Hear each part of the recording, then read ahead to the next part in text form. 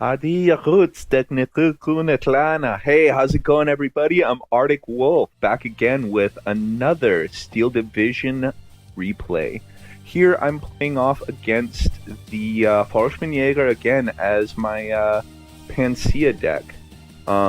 Really love this deck. I didn't realize how much good infantry these guys get in Tier A. It's pretty amazing what these guys were able to put together as far as initial push, especially against the third fallschirmjäger. This is a lot different, even though it's the same map, same deck I'm squaring off against. This game goes a lot differently. I think the other player wanted to kind of get a advanced ground here, but as you can tell with the replay time, it's kind of a one-sided game. We'll see what happens here. I'm kind of setting up to make a big infantry push into this town right here, and I kind of just want to dig in here. I don't want him to just have free reign on this side, even though he has the infantry deck of infantry decks, and I'm probably going to have a rough time in here. So basically, I'm just trying to throw meat into the meat grinder and you know, hold it out here as long as I can. On this side, learning from my first game, I kind of decide to make a infantry presence here on this side to see what kind of hell I can raise here, and you know, see how long I can hold out. Again, not really expecting a whole lot. I'm playing against the third fallschirmjäger, and they can handle infantry. They can handle infantry for days. Where I'm really expecting to make most of my money is on this tank push that I'm putting together here in the middle here. I don't know how well this is going to go because Pack 41s are amazing. 3-star Pack 41s can just handle anything most decks have in Tier A.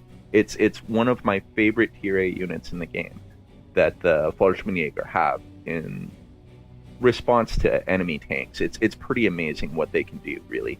So let's scoot it up to get to the start of the game here. I pushed the start button a little bit early. I didn't know that you couldn't order troops around after you push that, so a bit of a mistake on my part. Not nearly as bad as my beginning in the last game, I'll tell you what. So here we go. I'm starting out. I'm moving my my recon up the airport here, trying to get a good advanced position up here. See if I can spot any Pack 41s as they start popping out. And this guy brought Pushkins to the field.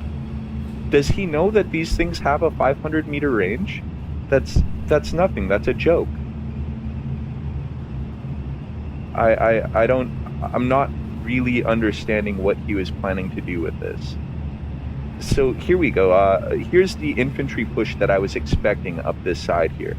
I kind of like what he did here. I don't like that he didn't bring any support vehicles on this side. If he brought some support vehicles, it definitely would have gave me a pretty bad day. And here we see him pushing to these set of aircraft hangars here, and you know, not a bad push. I would have moved into this town myself, just because the fallschirmjäger are really good at stopping up infantry in towns. If you don't have any sort of support units or artillery to handle the fallschirmjäger, they're generally going to mop up whatever you try to bring out to them. So knowing this, I kind of group my guys together. I know I'm in for a poofling contest, and I have this idea that he's moving in right here. Like, this is kind of a big mistake on his part, giving me this entire area here. It was at this point that I realized, like, wow, his main push is right here. So I'm moving up my my support units to get a good line of sight on this clearing right here, and I'm just gonna let him, you know, kind of do what he does. I think I have line of sight on him due to these guys here, and yeah, I'm gonna see where this goes. Over here, you can see I engage his sniper. It's big mistake on his part moving his sniper up early like that. That is just terrible etiquette. He's gonna, yeah, one of the best units in the game, and he just lost him really early like that. Some would say wasted. And here's his other big faux pas, is he's moving fallschirmjäger out in the open when this Cromwell is right here, just laying into everything he holds dear. This is a late game move. He should not be losing these units. fallschirmjäger is like they're your quarter. They're the star of this deck's show, and you really can't use them too early. Yeah, this is really bad for him to get caught out in the open like this, because all I need to do is kind of push my support units in and, yeah, just handle him.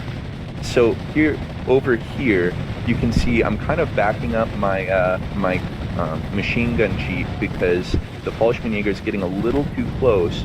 But boom, you can see the Cromwell coming in and taking care of these guys for me. My spotters kind of ambush these guys as they try to move up, and yeah, this whole thing is just turning into a poop shoot for them. It's only a matter of time before these guys get completely wiped out. The Pushkins up here, you can see, are they're trying, but they're not doing anything.